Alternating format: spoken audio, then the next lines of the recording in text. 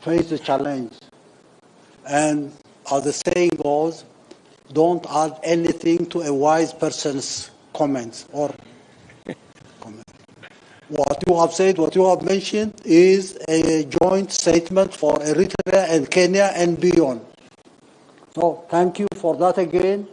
You are inspiring millions across the region in Kenya, Eritrea, Somalia, Ethiopia, Sudan, South Sudan, Djibouti, everywhere else, and across the continent. So for that again, I would like to sincerely thank you for this achievement. This is a milestone.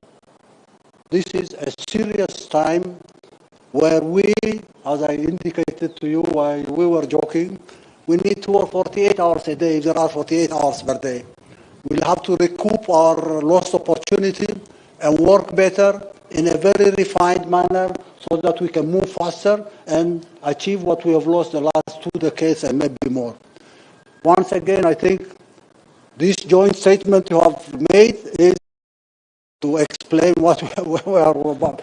One very significant thing this morning, you talked about IGAD, your suggestion that we need to reconsider our membership to IGAD. I readily said, no question about that. We're rejoining or coming back again in IGAD with the idea of revitalizing this regional integration organization so that any meaningful bilateral cooperation between Kenya and Eritrea will have to be seen within the context of the integrated region. We cannot achieve bilateral goals without the broader integrated region that we have dreamt to create decades ago. This is no new invention, it's not reinvention, we are not reinventing anything. This is an obligation. In the name of the peoples of the whole region, we have to assume responsibility and revitalizing IGAD so that we can have a functional, real organization for the region is critical.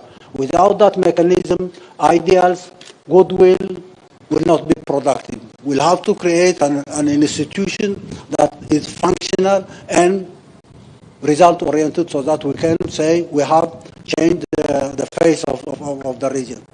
I don't know where I can stop, but I will have to stop here and say your statement is a joint statement for everybody else. I would like to thank your team, our team, and the invited guests who've come to listen to this.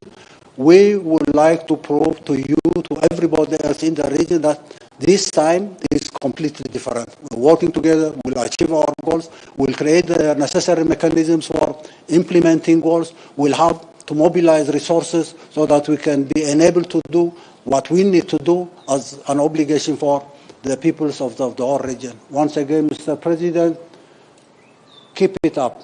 Continue in Kenya and outside Kenya. Kenya is my second home, my first home, your second home is Eritrea, and everywhere else in the country. All the best of wishes for the people of the region, and good luck to Kenya and the people here in this country. Thank you once again. Thank you very much. Your Excellencies, we have members of the local and international media. We're going to take about 3 questions. 3 questions, and kindly when you ask your question, direct it to either of the Excellencies or both if you want, and say the media house you represent. Thank you.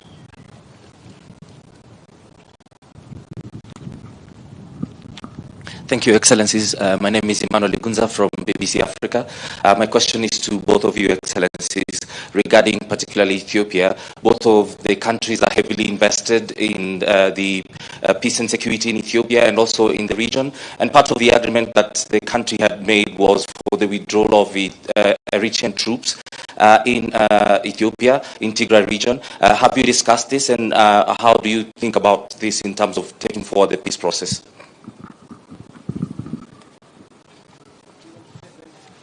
Sorry, Excellencies, we'll take them in succession, please. I've gotten the... Repeat what I said. Can you repeat your question again? I think the mic had a challenge at some point. I just wanted to find out if you had further discussions regarding the peace process in Ethiopia. Part of it was the complete withdrawal of Eritrean troops in Tigray region, and how you see this as taking forward that peace process. I wish there was a representative from the Ethiopian government here to address this issue, because I have no intention of interfering in this matter, in spite of the disinformation campaign going on, trying to disrupt the process of peace in Ethiopia and trying to create a conflict between Eritrea and Ethiopia, which has been the norm for those who come to promote their agendas in the region. We say enough is enough. Ethiopia will have to enjoy peace. The people in Ethiopia will have to enjoy peace. What happened in Pretoria and Nairobi is a continuation of the aspiration and wish of the peoples in Ethiopia and everywhere in the region. And Eritrea has no agenda, no plan of getting involved in this matter without the permission of the sovereign Ethiopian government. You talk about the withdrawal or no withdrawal, we've said this is nonsense. Don't provoke us to come to a misunderstanding on why are you bothered about Eritrean troops who are there or not there, come out and not come out. Let's assume that the peace process in Ethiopia is going without any obstacles. We would like to see the agreement signed in Pretoria or Nairobi implemented on the ground so that we can secure peace and stability in Ethiopia for the benefit not only of Ethiopians but the whole region. I think as the President has told you, that is a matter that is clearly and squarely going on the ground. I think we've made huge progress, tremendous progress in implementing the peace agreement that was signed both in Pretoria and Nairobi, and all governments, including Kenya, which is a stakeholder in some way, all governments are satisfied with the implementation process of what is going on in Tigray. And therefore, I think it is a major milestone in the region providing a solution for challenges facing our region. The original agreement between Eritrea and Ethiopia was groundbreaking. This is something that was outstanding for many years. The fact that that was concluded peacefully in a progressive manner, and the fact that we are also making huge progress in ensuring that Tigray is safe and secure in accordance with the agreement that was signed is also testimony that the region is taking full charge of issues that affect our region. One thing probably I may add and say, if you don't want this Pretoria and Nairobi agreement to be implemented, don't make a pretext of Eritrean presence or non-presence. This has nothing to do with the implementation of this arrangement, and don't look for excuses, don't look for pretext. That's not available now. Full stop. Thank you very much. Thank you. Two more questions. Thank you so much, Your Excellencies. I have a question for Isaiah Afwerki, His Excellency Isaiah Afwerki. Still on Eritrea and Ethiopia. Louder, we can't hear you. Okay, cool. My name is Raila. I'm with the Washington Post here in Nairobi. So what is Eritrea's response to We cannot hear you. Can you raise your voice? Like this? Okay, Yeah. Cool. So what is Eritrea's response to repeated overwhelming documentation of war crimes by Eritrean troops in Tigray? And why did it deny its presence there for 5 months after the troops entered? My second question is, how many Eritrean troops have been killed in Tigray? And my third question to you is, do you have a plan for transition of power or elections in your country? Thank you. One question at a time. I will answer the first question. And